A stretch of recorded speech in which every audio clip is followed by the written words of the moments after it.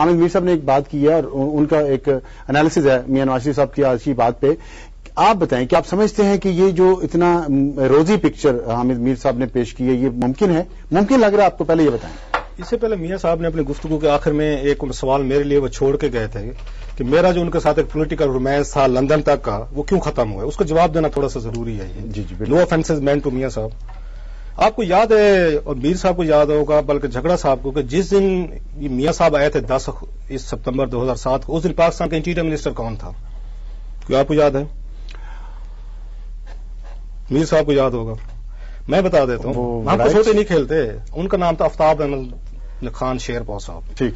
آج آپ نے فوٹیج دیکھے میاں صاحب کے ساتھ جو میاں صاحب کے ساتھ ایئرپورٹ پہ ہوا تھا اس وقت اس میں شیرپور صاحب کو کچھ عمل صاحب بات یہ نہیں ہے. میاں صاحب یہ کہتے تھے جو میں نے سنا بھی ہے کہ کسی نے بھی جنرل مشرف کے ساتھ الائنس کیا ہینڈ شیک کیا ان کو ووٹ دیا ان کے ساتھ جو کچھ ایئرپورٹ آئی میں ریپیٹنگ اس کے یہ پرویز رشید صاحب گواہ ہیں. میں نے اپنی کتاب ایک سیاست کئی کہانی میں پورے تفصیل سے وہ چیپٹر لکھا ہے. بڑی زیادتی کی گئی تھی. کرانے والے کون تھے؟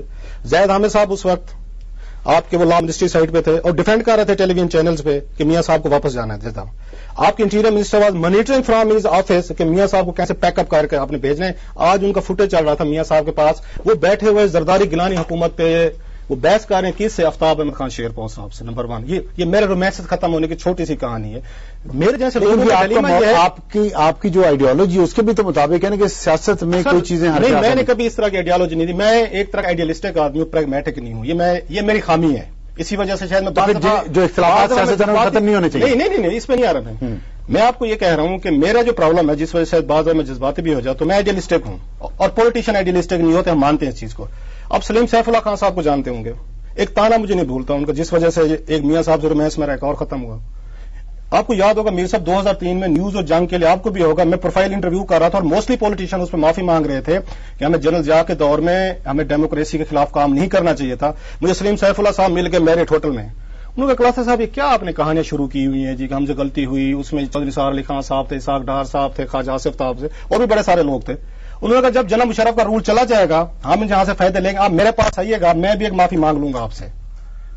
آپ کے ایس ایم ظفر صاحب جنہوں نے دیکھیں یہ لمبی ہو جائے گی بات. میرا سوال ایک منٹ میں تھوڑی سی بتا دوں. میاں صاحب نے رؤف کو کیا پرابلم ہوا سر سن تو لیں. آج سلیم سیف اللہ وہی بیٹھ کے میاں صاحب کے ساتھ مذاکرات کرتا ہے. آگے سنتے ہیں چھوٹی سی بات. وہ سوال کا جواب بتائیں کس وجہ سے سر میں وجہ آپ نے بتائی. ایک آخری وجہ ایس ایم ظفر صاحب جنہوں نے اپنی بک لکھی ہے دا ڈائلاگ کہ میں نے LF اور جنرل مشرف اور ان کے درمیان کیسے سائن کروایا وردی کے ساتھ اس ملک میں کیسے میں نے یہاں پہ صدر بٹھایا.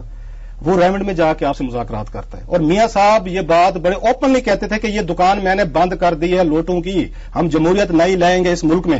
تو مجھے یہ 2-4 ڈسپوائنٹمنٹ باقی کہانی لمبی ہے کہ کون کون آیا نہیں.